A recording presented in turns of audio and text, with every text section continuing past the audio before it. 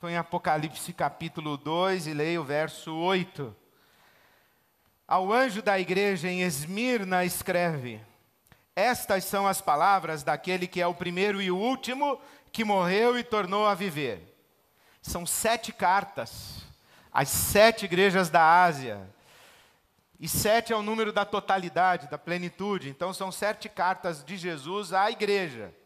A totalidade da sua igreja, inclusive essa, inclusive a nossa, inclusive a igreja contemporânea.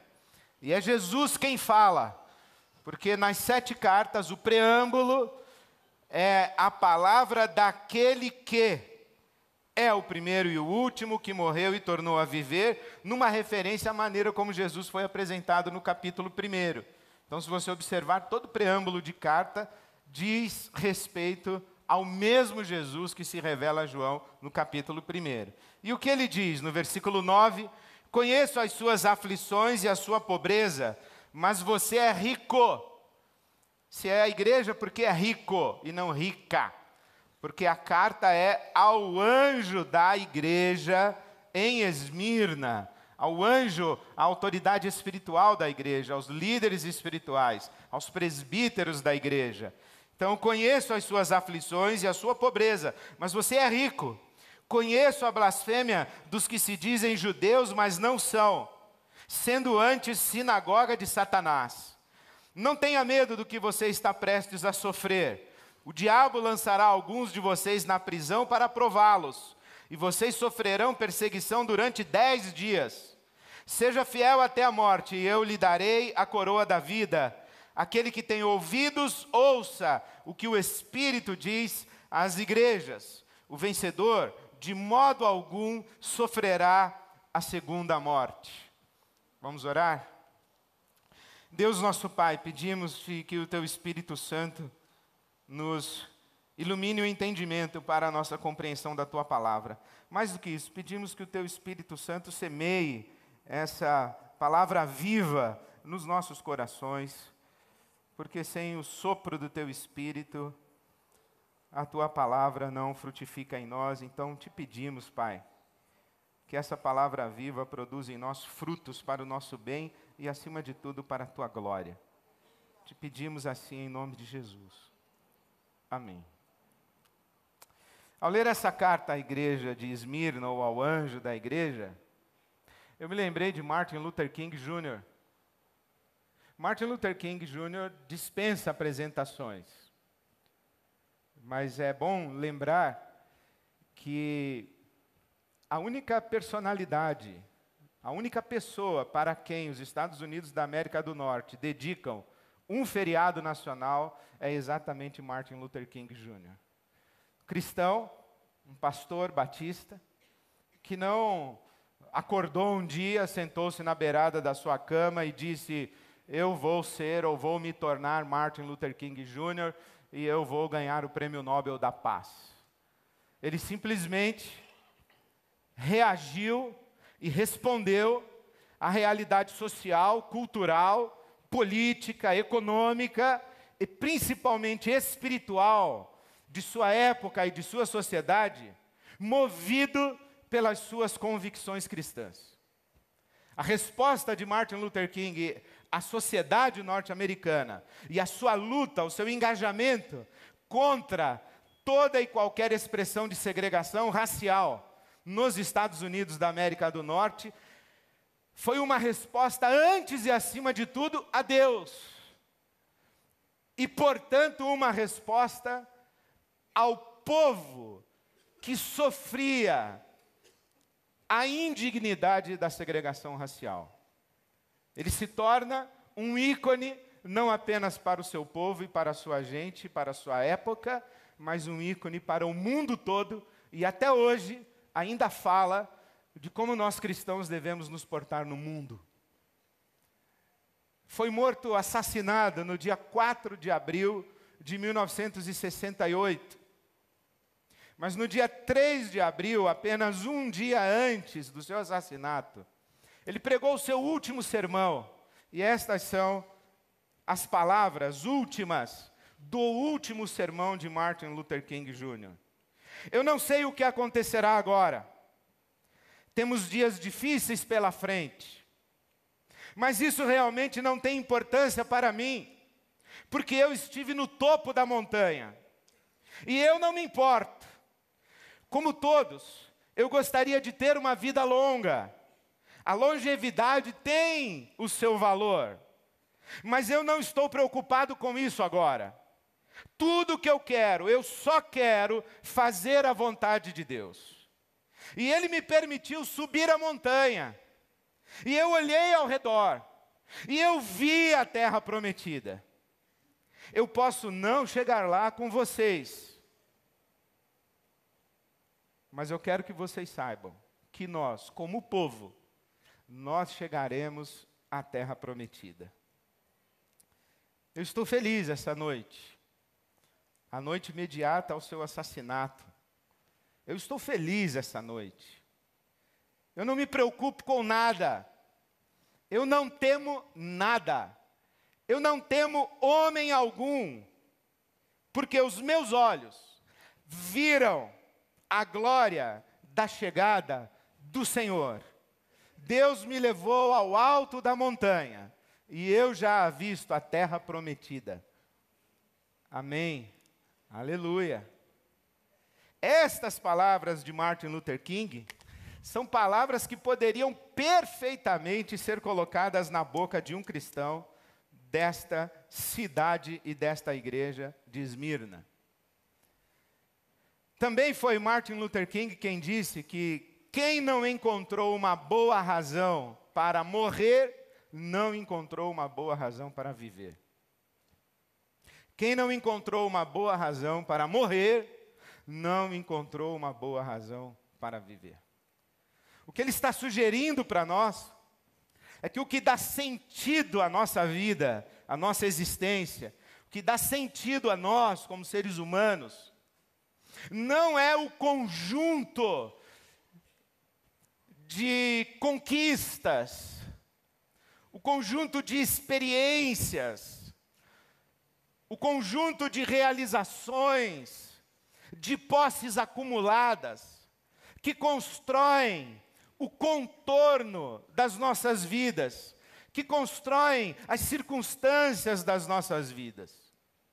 O que Martin Luther King descobriu é que o que dá sentido à nossa vida é justamente quando nós encontramos ou recebemos a revelação, ou somos agraciados com a experiência de experimentar algo pelo que estaríamos dispostos a sacrificar todas estas coisas que compõem as circunstâncias confortáveis da nossa existência. Em outras palavras, parece que há uma sugestão na palavra de Deus aqui, de que não existe vida que deu errado e vida que deu certo. O que existe é gente que deu errado e gente que deu certo. Gente que está dando errado e gente que está dando certo. Não é a vida. Por exemplo, a nossa sociedade diz assim: se você fez uma boa faculdade, tem uma boa carreira profissional e uma boa remuneração, sua vida deu certo. Se você é bem casado, bem casada, sua vida deu certo. Se você tem filhos que são primeiro lugar na escola, no judô, no inglês, na natação, sua vida deu certo.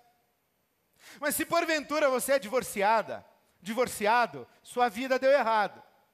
Se os seus filhos não estão na comunhão da sua mesa, sua vida deu errado. Se os seus filhos estão no mundo, fumando maconha agora, a sua vida deu errado. Se você perdeu um filho, uma filha, se você perdeu uma pessoa amada, se por exemplo você está viúva ou viúvo, sua vida deu errado.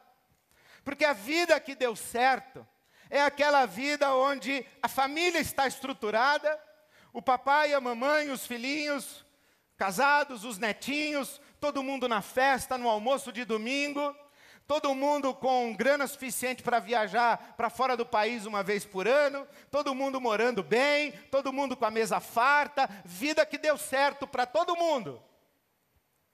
Acontece que estas realidades Todas elas escapam ao nosso controle, elas não estão nas nossas mãos. Nós não damos conta disso, de preservar todas essas coisas. Há uma dimensão de contingência e aleatoriedade na vida, e que nós podemos perder num piscar de olhos estas coisas, que nós imaginamos componentes da vida que deu certo. Tudo no seu lugar certinho, tudo bonitinho, tudo cheirosinho, tudo limpinho, tudo bem vestidinho, tudo arrumadinho. Essa vida que deu certo. Só que isso aqui evapora. Porque a gente não tem condição de reter isso aqui. O que a Bíblia Sagrada está dizendo para nós e ensinando para nós o tempo todo, é que há pessoas que deram certo e pessoas que não deram certo. E o que faz diferença entre pessoas que deram certo e pessoas que não deram certo, ou pessoas que não estão dando certo e pessoas que estão dando certo, é que as pessoas que estão dando certo, elas não avaliam-se a si mesmas a partir das circunstâncias de suas vidas, especialmente as circunstâncias favoráveis. Mas elas sabem que estão dando certo e que deram certo, porque elas descobriram algo pelo que estariam dispostas a perder todos os ingredientes e componentes das circunstâncias de sua vida. É o que Martin Luther King Jr. está dizendo para nós. Eu avisto a terra prometida e Deus já me levou ao topo da montanha. Não sei se chego lá. Posso morrer antes. Estou recebendo ameaças de morte. Todos os dias. Todos os dias vem alguém e diz: pare essa marcha, Martin Luther King. Pare essa marcha. Pare de lutar por isso. Pare de se envolver com isso. Interrompa essa rota suicida da sua vida. Abandone isso. Pense na sua família. Pense na sua esposa. Pense nos seus filhos. Pense no seu futuro. Pense nos seus sonhos. Você tem direito a ser feliz. Não vá se sacrificar dessa maneira. Não vá fazer com que as pessoas que você ama sofram. Mas ele diz assim: alto lá. Eu já recebi a revelação de algo que para mim é suficientemente valioso e que eu estou disposto a perder tudo o que você está colocando como argumento para que eu desista da minha caminhada. E estou disposto a perder inclusive a minha própria vida. E se você quer saber, eu não me preocupo com mais nada, eu não tenho medo de nada, eu não tenho medo de homem algum, porque tudo o que está no meu coração é que eu quero viver para cumprir o propósito de Deus na minha vida. Eu quero viver segundo a vontade de Deus. E portanto eu estou pronto a perder. Eu achei, recebi, me foi revelado algo que é mais valioso do que tudo que você pode imaginar. E é isso que dá sentido à minha existência. Você consegue lembrar do apóstolo Paulo dizendo: em nada tenho a minha vida como valiosa, a menos que eu complete a minha carreira e cumpra o ministério que eu recebi do Senhor Jesus. O ministério de dar testemunho do Evangelho da graça de Deus. Eu estou disposto a perder todo o resto. Pela excelência do conhecimento de Cristo, eu considero todas as outras coisas como esterco. Por causa de Jesus. Quando Jesus é comparado com qualquer outra coisa, essa outra coisa qualquer vira esterco. É isso que dá sentido à nossa vida. E eu não estou falando de perdas contingentes, de perdas às quais estamos sujeitos todos nós. Perder os bens, perder uma pessoa amada, perder um padrão de vida, um status na sociedade, uma posição, perder um romance. Estas coisas, todos nós estamos passíveis de sofrê-las e não temos poder suficiente para evitá-las. E sofremos por isso. Mas essa perda de que estou falando é uma perda proposital. É uma perda que envolve a minha escolha.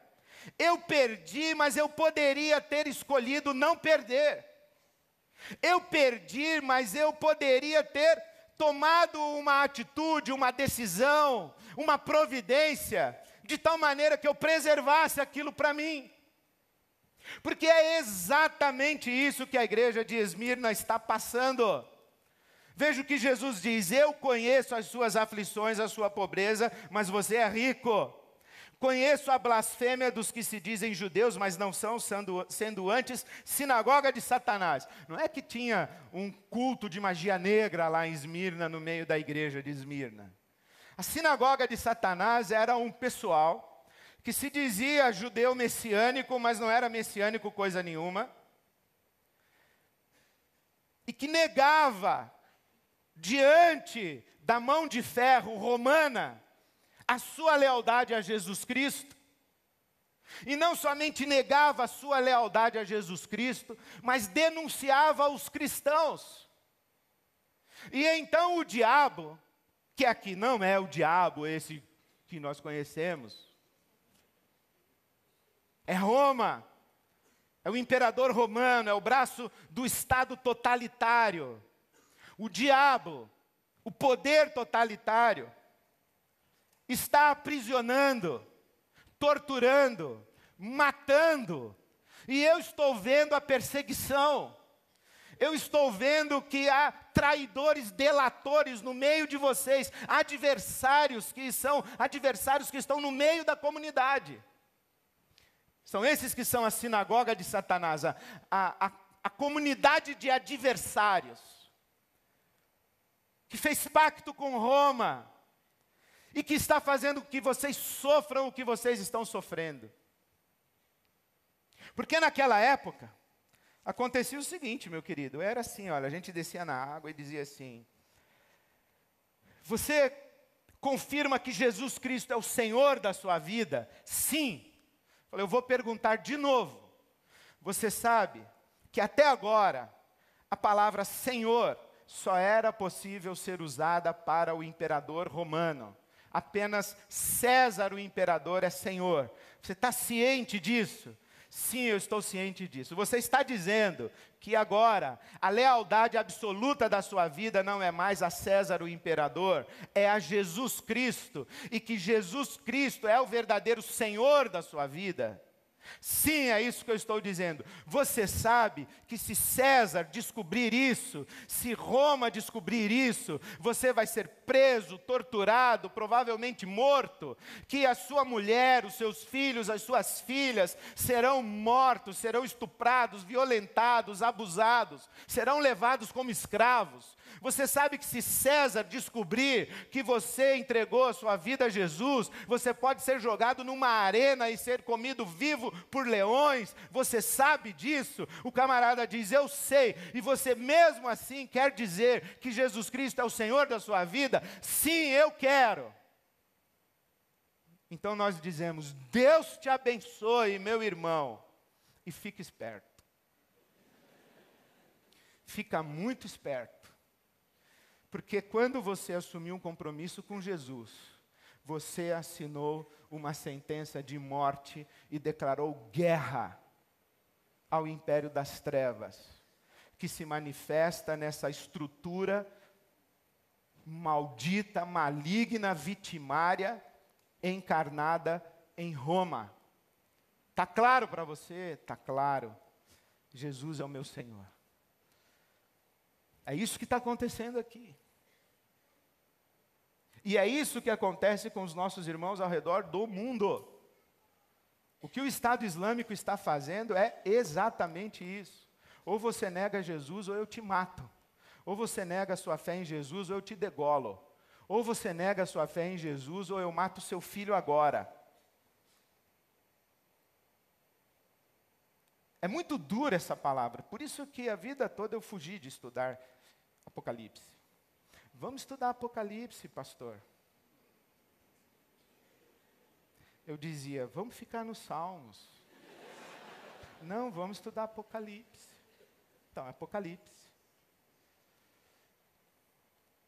Por isso que o tema dessa carta é vida e morte.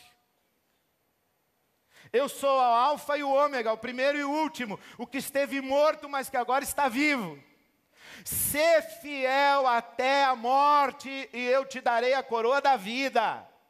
E quem for vencedor não vai passar pela segunda morte. O tema da carta é vida e morte. E essa tal da segunda morte aqui é um negócio assustador. Sabe o que é a segunda morte? Eu vou ler para você, está com a Bíblia aberta em Apocalipse? Não queria estudar Apocalipse, então. Capítulo 19 do Apocalipse. Versículo 20. A besta foi presa. Já pensou a manchete da Folha de São Paulo, amanhã? A besta foi presa. E o falso profeta também. Ia ser aquela especulação, né? Quem é a besta, quem é o falso profeta, que foram presos. Foram presos. O falso profeta que havia realizado sinais miraculosos em nome da besta, com os quais havia enganado os que receberam a marca da besta e adoravam a imagem da besta, foram presos. Os dois, a besta e o falso profeta, foram lançados vivos no lago de fogo, que arde com enxofre. Agora o capítulo 20, versículo 12. Vi também os mortos, João falando, eu vi também os mortos, grandes e pequenos, em pé diante do trono. Walking Dead celestial. Os mortos vieram, se colocaram diante do trono de Deus. Mortos, com partes do corpo apodrecidas, talvez. E os livros foram abertos. E diante do trono de Deus há um julgamento. E eles foram julgados de acordo com o que tinham feito, segundo o que estava registrado nos livros. Capítulo 20, versículo 12. Ora, o que nós aprendemos sempre não foi que quando a gente entrega a vida a Jesus como Salvador, aí a gente morre, aí a gente vai entrando no portão do céu, aí na hora que a gente está entrando tem um anjo com uma espada, o anjo diz, alto lá. E ele pergunta, você aceitou Jesus como seu Salvador? E a pessoa diz, sim. Foi batizado na Ibabe? Fui. Resposta positiva, pode entrar. Resposta negativa, aperta o botãozinho do subsolo e o elevadorzinho, ó. Inferno. Critério, aceitou Jesus como Salvador? Só que aqui no Apocalipse diz que o julgamento é de acordo com o que tinham feito. Você vai pensar na sua casa agora, meu irmão. Porque Jesus disse que quando fosse julgar as nações, ele não ia perguntar assim, ei, americanos, vocês aceitaram-me como Salvador? Quem me aceitou como Salvador, levanta a mão. Vocês aí noruegueses, vocês brasileiros, chineses, vocês me aceitaram como Salvador? Levanta a mão. Não, a Bíblia Sagrada diz, palavras de Jesus, que o julgamento das nações será, eu estive com fome, você me deu de comer, eu estive com sede, você me deu de beber, eu estive preso, você me visitou, eu estive doente, você cuidou de mim. É isso. Não é quem aceitou ou deixou de aceitar. Jesus disse no Sermão do Monte, inclusive, o seguinte, olha, muitos naquele dia me dirão, Senhor, Senhor, e eu vou dizer, não conheço. Eu chego no portão do céu, digo, aceitei. Pequenininho lá na Igreja Batista, fui batizado com 11 anos. E o anjo vai dizer, vai olhar o livro da vida e falar, não consta. Eu vou dizer, vê direito, anjo. Vê direito, porque eu fui pastor, mais de 70 anos de pastor. fui pastor. O anjo vai dizer, não consta. Aí vai vir um outro anjinho e fala, ó, era teólogo calvinista. O anjo vai dizer, não consta.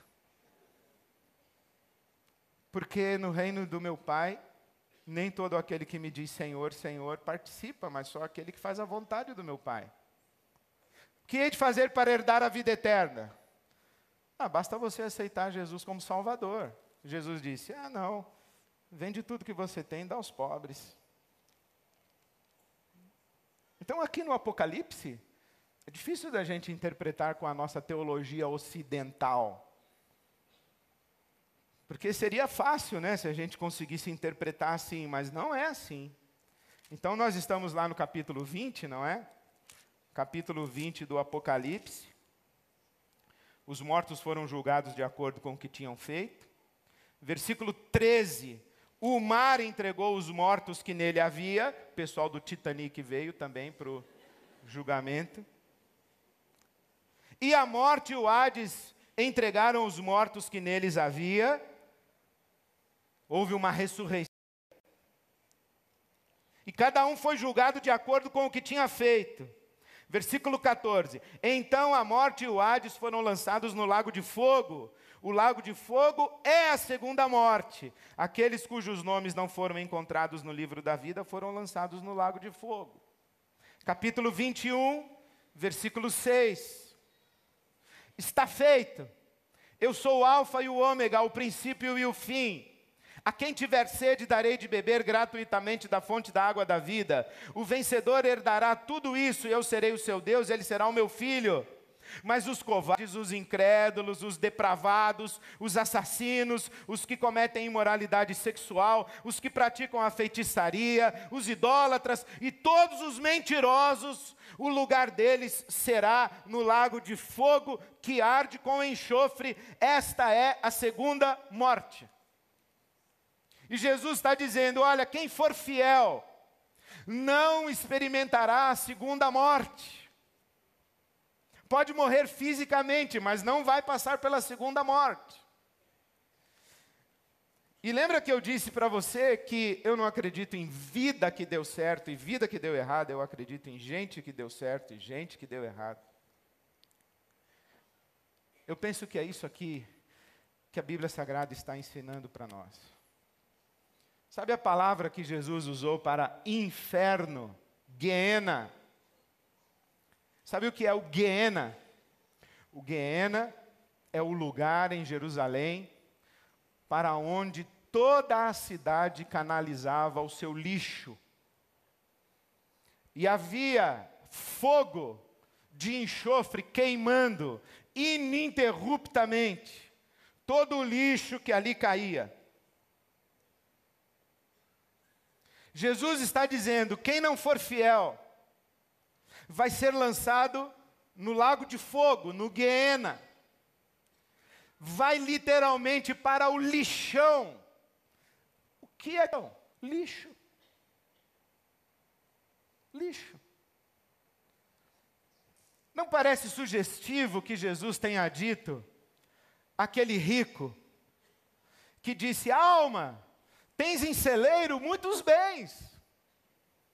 Come, bebe, descansa, folga.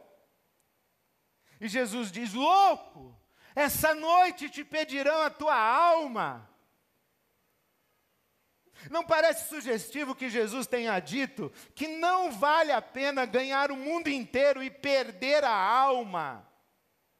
Não parece sugestivo que Jesus tenha advertido pessoas o tempo inteiro a respeito do perigo de tornar-se lixo e ser lançado no lago de fogo? Isto é, gente que desperdiça a sua existência, gente que vira lixo na história e é queimado. Não parece sugestivo que Jesus tenha dito que o ramo que está em mim, eu que sou a videira verdadeira, disse Jesus, o ramo que está em mim dá fruto, aquele ramo que dá fruto porque está em mim, ele é podado para que dê mais fruto, e o ramo que não dá fruto é inútil, presta apenas para ser queimado, vira lixo. Não parece sugestivo que Jesus tenha dito que nós somos o sal da terra, e se o sal se tornar sem sabor e perder as suas propriedades, tudo quanto lhe restará será ser pisado pelos homens. Quem é Nero? Nero é um pó que a gente pisa. E quem é Paulo? É um que a gente homenageia dando a eles, os nossos filhos, o seu nome. O tempo passou, não é? E foi sábio aquele sujeito que disse que Nero foi o poderoso e Paulo foi o fracassado. Somente que hoje, ironicamente, os nossos cachorros chamam-se Nero e os nossos filhos chamam-se Paulo. Porque tem gente, nada contra os cães, que eu gosto muito de cachorro, deixa eu já me defender.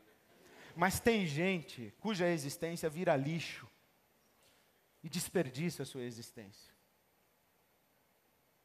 Jesus está dizendo à igreja de Esmirna: vocês descobriram a pérola de grande valor.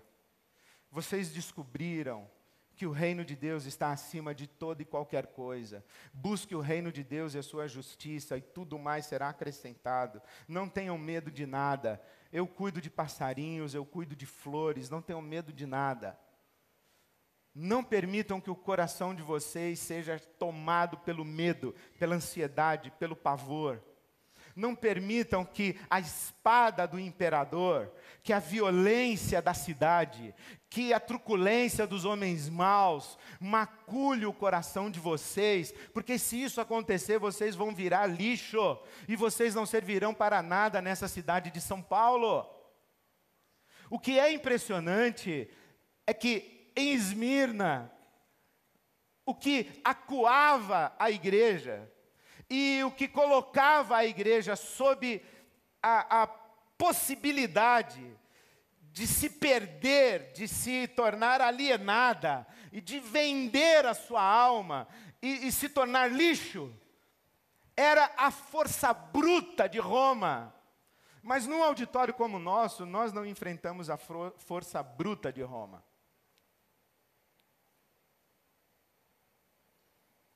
O problema de um auditório como o nosso não é fome. É fartura demais. Não é escassez, é consumo demais. Não é privação, é shopping center demais. É muita distração. É muito canal de televisão, é muito Instagram, é muito WhatsApp, é muito Facebook. É muito. Nós somos obesos de tudo. Desde gordura física, Deus me livre. Mas de sapato em armário. O nosso lixo é rico dentro das nossas casas. A nossa cultura é diabólica. Esta coisa de ser alguém na vida, construir um nome, dar certo, ser um sucesso, ser bem-sucedido, ser pública, explícita e bandeirosamente feliz, isso é do diabo.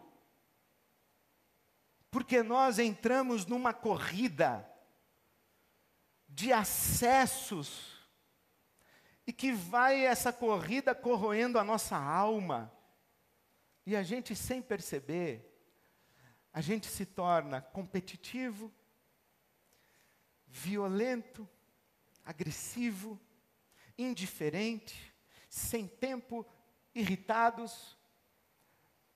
Aí Jesus olha para a gente e fala: vocês estão iguais a todo mundo. Vocês estão virando lixo igual. Essa cidade de São Paulo é cheia de lixo. A igreja que está em São Paulo é mais um lixo que tem na cidade de São Paulo. É motivo de vergonha, de escárnio, de chacota. A igreja se torna uma piada pronta. Piada pronta. Aí Jesus diz: vocês não têm a truculência de Roma. O que vocês têm é o Morumbi, os Jardins, Perdizes, é isso que vocês têm. O que vocês têm é muito asfalto.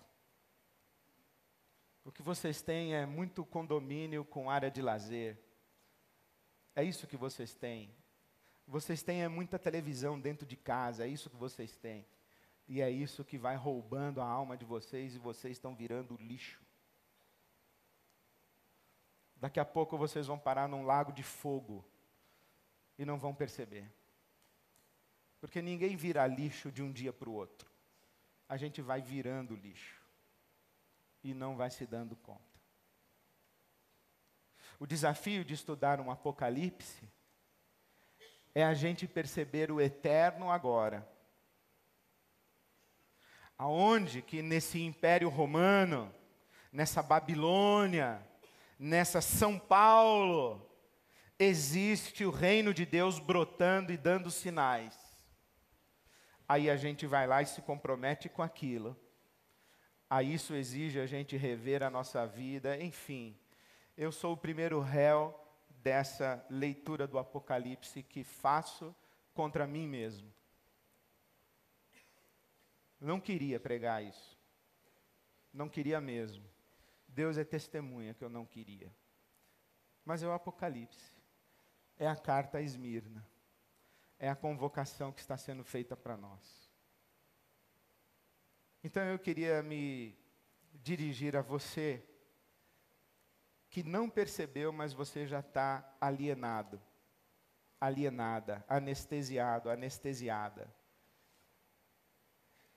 Queria me dirigir a você, se porventura seguir a Jesus no discipulado não lhe causa nenhuma necessidade de renúncia, nenhum sofrimento, nenhuma angústia na alma. Você não tem que dizer não a coisas que os seus olhos desejam. Você não tem que abrir mão de possibilidades, oportunidades. E quando alguém pergunta para você, por que você está fazendo isso? Aí você diz, é porque Jesus Cristo é o Senhor da minha vida. Mas isso é bom para você, você tem direito a ser feliz. Eu digo, não. Eu tenho o privilégio de honrar a Jesus com a minha vida. E eu abro mão do meu conforto, do meu prazer, e eu me disponho a sofrer para honrar o nome de Jesus e para honrar o meu compromisso com o reino de Deus. Se não dói em você o discipulado de Jesus, há alguma coisa muito errada no seu discipulado de Jesus. Você está seguindo a Jesus numa estradinha larga demais e achando que está tudo bem. Mas presta atenção que a sua vida está virando lixo. Mas eu também quero me dirigir a você que sabe exatamente o que eu estou falando e que diz assim, eu estou pagando um preço e está doendo. A minha vida tem contornos que eu não desejaria e não desejo, mas que só existem e que eu não tomo providências para que deixem de existir porque eu sou de Jesus. Eu tenho renunciado, feito sacrifícios, acolhido sofrimento, porque eu sou de Jesus. Mas está doendo e eu estou cansado. E eu estou com medo de até quando eu vou conseguir resistir. Então eu estou falando com você. E convidando vocês dois a virem aqui à frente para nós orarmos juntos. Se você se levantar daí agora e vier aqui à frente, você vai dizer das duas uma, não precisa nem dizer qual é. Só interessa a você e Deus. Você vai dizer assim, Ed, eu entendi. Eu estou seguindo a Jesus numa estradinha larga demais. Então vem aqui e diga, Senhor, não deixa a minha vida virar um lixo. Me arranca desse abismo. Ou você vem aqui e diz assim, olha, eu estou seguindo numa estrada estreita. E está doendo. Está doendo. E eu peço socorro a Jesus. Porque uma coisa a gente sabe, quando a gente clama o nome de Jesus, Ele vem para nos salvar. Então que Ele venha na sua vida. Vamos ficar em pé todos. Deus nosso Pai, nós invocamos o Teu nome, contemplamos o Senhor nessa noite. E falamos contigo de dentro do nosso medo, do nosso cansaço, do nosso abatimento, da nossa fraqueza. Falamos contigo, ó Pai, do meio da nossa batalha de cada dia, essa luta sem trégua. Nós clamamos o Teu nome, que Tu venhas para nos salvar. Estende a Tua mão, Senhor, sobre aqueles que têm lutado a cada dia para honrar o Teu nome, que têm lutado pelo compromisso com o Teu reino e com a justiça do Teu reino, que têm lutado as lutas que são Tuas e que têm sofrido pela Sua fidelidade. Que a Tua mão se estenda sobre estes Teus filhos e que Tu tragas a libertação, Tu tragas a salvação, Tu tragas alento, renovação das forças, da fé. Que Tu venhas em socorro de todos nós, Teus filhos, que a Ti clamamos. Te pedimos sabedoria, Senhor, discernimento, para nos olharmos com os Teus olhos, enxergarmos o que tem de lixo nas nossas vidas. E Te pedimos coragem para jogar o lixo fora, para a nossa vida não virar lixo também. Não queremos perder a nossa alma, nós não queremos perder o brilho da Tua imagem e da Tua semelhança no nosso rosto, na nossa maneira de ser e de viver. Então tem misericórdia de nós, Senhor. Dá-nos muita sabedoria para negociarmos as bitolas das nossas estradas. Livra-nos do legalismo, do moralismo, da hipocrisia, da vida religiosa falsa, mas livra-nos também de uma estrada muito larga, de uma vida indolente, displicente, que negocia e transgride com uma consciência que já não tem mais temor do Senhor. Põe a Tua mão, Senhor, sobre nós e levanta-nos como o sal da terra, a luz do mundo. Devolve-nos para a nossa segunda-feira nessa nossa cidade de São Paulo. E todos aqueles que nos acompanham, onde quer que estejam, que sejam sal, que tem sabor, que sejam luz, que brilha para a glória do Teu santo nome. Faze de nós igreja viva, igreja para a glória do Senhor. Faze de cada um de nós gente que deu certo por causa da Tua graça. Que cada um de nós possa dizer: a Tua graça para comigo não foi vã. Dá-nos essa vitória, Senhor, para a glória do Teu nome, para a glória do Teu nome. Despede-nos com a Tua paz, com a alegria do Teu Espírito Santo, para uma vida abençoada e abençoadora. Oramos que seja assim, Pai, em nome de Jesus, em nome de Jesus e para a glória do Senhor. Amém, amém, amém, amém.